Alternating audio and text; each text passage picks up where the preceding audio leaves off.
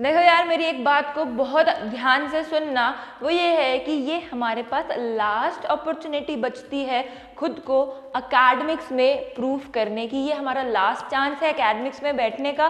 देखो लाइफ में हमारे पास बहुत अपॉर्चुनिटीज आने वाली हैं, बट अकेडमिक्स की ये लास्ट अपॉर्चुनिटी बचती है।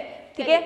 Hello everyone, I welcome you all to Learn Karo Classes. I am Riddhi, your commerce educator, and आज हम कुछ बातें करने वाले हैं बिफोर स्टार्टिंग आवर टर्म 2, जिन बातों को हमें समझकर चलना पड़ेगा। पहली बात यह है कि एक लास्ट माइल यानी कि एक लास्ट कदम बचा है। मान लो मेरा टर्म 1 बहुत अच्छा हुआ है तो मुझे और बेटर टर्म 2 में करना है। मान लो मेरा टर्म 1 बिल्कुल अच्छा नहीं हुआ तो यहाँ पर बैठना नहीं है कि यार टर्म 1 तो अच्छा हुआ ही नहीं, अब टर्म 2 में क्यों करूँ। इस बात से एलिमिनेशन लाओ और टर्म 2 में वापस आ जाओ, जिसका अच्छा हुआ है जिसका बुरा हुआ है फिर भी हम पूरी जान लगाने वाले हैं, क्योंकि यहाँ पर हमें ये बात पूरी लाइफ याद रहने वाली है कि अकेडमिक्स में ना मेरे 12th में बहुत अच्छे मार्क्स आए थे।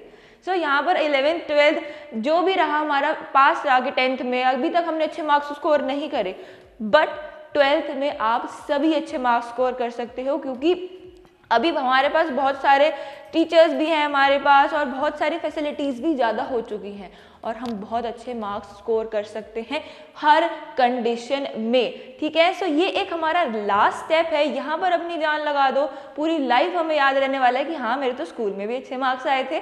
ठीक है। ये फर्स्ट टिप थी हमारी। आते हैं सेकेंड टिप पर। देखो सेकेंड टिप कहती है कि कहीं से नोट्स खरीदने से पहले खुद बनाओ। देखो क्या होता है, नोट्स मार्केट में बहुत अवेलेबल है, हम लोग भी आपको नोट्स देंगे, बट बेसिकली इंपॉर्टेंट बात क्या है कि अपने नोट्स खुद बनाओ। देखो टीचर जो नोट बनाता है वो इस पर्सपेक्टिव से बनाता है कि 90% बच्चे को ये प्रॉब्लम आने वाली है, बट कहीं ना कहीं जो प्रॉब्लम आपको, मान लो अकाउंट्स में किसी कंसेप्ट में पर्सनल प्रॉब्लम आ गई, हर बच्चे को वो समझ आया, आपको नहीं समझ आया, उस बात को आपको खुद लिखना पड़ेगा। वो यहाँ पर टीचर हर बच्चे को नहीं समझ सकता कि इस पर्सन को ये प्रॉब्लम आ गई, आप जाकर बताओगे तो वो समझ पाएगा, बट यहाँ पर आपको ये बात जब समझ आ गई कि मुझे इस कंसेप्ट में हमेशा प्रॉब्लम आती है तो मैं अपने नोट्स खुद बनाऊं। ठीक है ना। ये बात को हम समझ रहे हैं कि अपने नोट्स हमें पहले खुद बनाने हैं, बाद में तो आप लोगों को देखो नोट्स कहीं से क्या हर जगह से बहुत सारे नोट्स मिल जाते हैं। इसीलिए परचेज करने से पहले क्या करो, अपने ओन नोट्स को यहाँ पर बनाकर चलो। ठीक है जी, क्लियर है ये बात, हमें क्लियर होती है हमें tip 2। Let's come to the tip 3। अभी देखो यहाँ पर ये जो 3 वर्ड्स है ना, इनके बहुत सारे मीनिंग है। Time is short. Time is short का मतलब है कि आपके एकेडमिक्स खत्म होने में बहुत कम टाइम है, बट आपके टर्म 2 आने में इनफ टाइम है।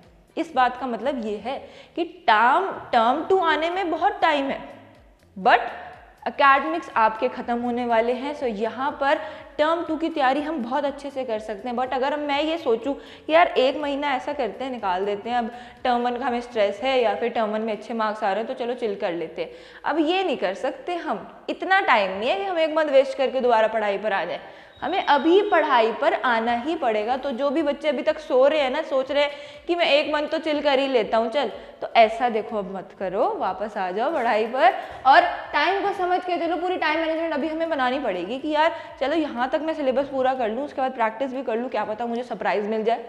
एक सरप्राइज भी तो मिल सकता है हमें कि एग्जाम्स MCQ हो रहे हैं। इसीलिए अभी से तैयारी करके हम चलने वाले हैं। टिप नंबर 4 कहती है study from the subjective perspective. अभी तक हम MCQ पर्सपेक्टिव से पढ़ रहे थे, तो अब सब्जेक्टिव पर्सपेक्टिव से पढ़ना है, यानी कि एक एक लाइन को हमें देखो बिजनेस स्टडीज़ में याद करना है, अकाउंट्स में हमें प्रैक्टिस करनी है, यानी कि हमें बैलेंस शीट तक की प्रैक्टिस करनी पड़ेगी। जो बैलेंस शीट हम इग्नोर करके गए, यानी कि सिर्फ MCQ प्रैक्टिस करके गए, अब वैसे तो चलेगा नहीं काम। अब हमें जितने क्वेश्चन हमारी बुक में है सारे प्रैक्टिस करने पड़ेंगे, वो भी 1 नहीं 2 बार तो मिनिमम करने ही पड़ेंगे अकाउंट्स में, तो तभी हमारे अच्छे मार्क्स आ सकते हैं।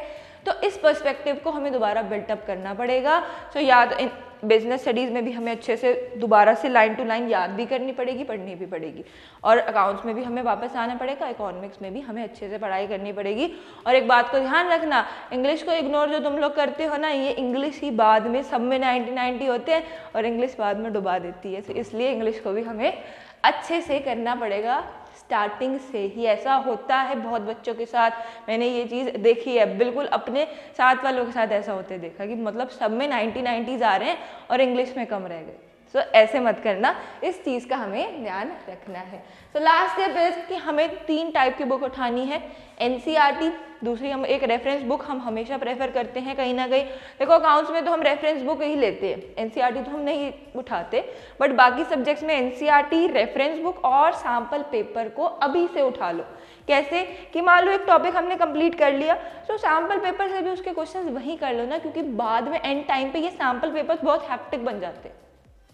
तो इसीलिए बेटर ये है कि अभी हम तीनों के तीनों बुक्स को साथ चलाकर चले, क्योंकि अभी हमारे पास टाइम है, अभी हम अच्छा भी कर सकते हैं और सारी चीज़ों को साथ में कवर भी कर सकते हैं विदाउट एनी प्रॉब्लम्स। ठीक है, सो आई होप ये टिप्स आप लोगों के लिए बहुत बहुत बेनिफिशियल रहे एंड आप इन चीज़ों को समझ पाएँ और आप सभी के मार्क्स जो है बहुत बहुत अच्छे आए एंड पढ़ाई हम लोग अब बहुत सारे मोटिवेशन के साथ स्टार्ट कर पाएँ। आज की बातें एंड होती हैं यहाँ पर and I will meet you in the next lecture with next important topic.